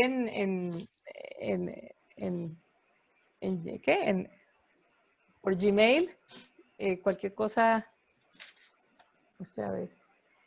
Puedo poner mi dirección, pero no es que no he podido. Todos en público, sí. Yo quería hacerle un pedido, Ángela, a usted, si es que usted me podría compartir sus diapositivas, ya que tiene varios consejos y uno de sus leads de su trabajo, entonces no sé si es que nos podría compartir, no sé si le podría pasar a Tania para yo hacerles partícipe a todos los que estamos aquí y para tenerlo como registro también y pueden seguir en sus redes sociales a Ángela, también nos va a pasar su Gmail para estar en contacto. Y eso, también les voy a dejar ahorita otra vez el link de acceso a la clausura. Ya estamos un poco tarde de la clausura de Perdebate, pero no se preocupen, que este tiempo ha sido maravilloso compartirlo con Ángela y con todos ustedes. Buenísimo, sí, yo les comparto, yo como había mencionado voy a hacer una resumen de las diapositivas y se las mando a Tania y para que las comparta con ustedes y ahí estamos en contacto. Y muchas gracias. Camila, ¿este es lo de ahorita? Sí, solo le dan clic al enlace y ahí tienen el código de acceso para poder entrar. Y Camila, a mí me encantaría tener una copia de esta clase, de este video con las chats y todo eso. ¿Se puede o eso dónde queda? Con los chats no lo sé, pero ya estoy grabando y inmediatamente se lo hago llegar a usted. No hay es problema. que me sirve mucho. Bueno chicos, mil gracias. Un abrazo y cuando tengan ustedes ideas, con mucho gusto, me pueden escribir por correo y yo les ayudo a orientarlas si algún día tienen una. ¿Ok? Todos podemos guardar el chat. Al lado, en el chat hay una opción, hay unos 3 puntitos que dice más y dice guardar el chat. Mil gracias. Y ese puedes guardar. El video creo que sí, depende de... Ok, el que sabe, sabe. Listo. Bueno, muchas gracias. Muchas gracias a todos y les esperamos en la clausura de Perdebate. Listo. Que tengan un buen día. Gracias. Gracias. Gracias. Muchas gracias, muy interesante. Gracias.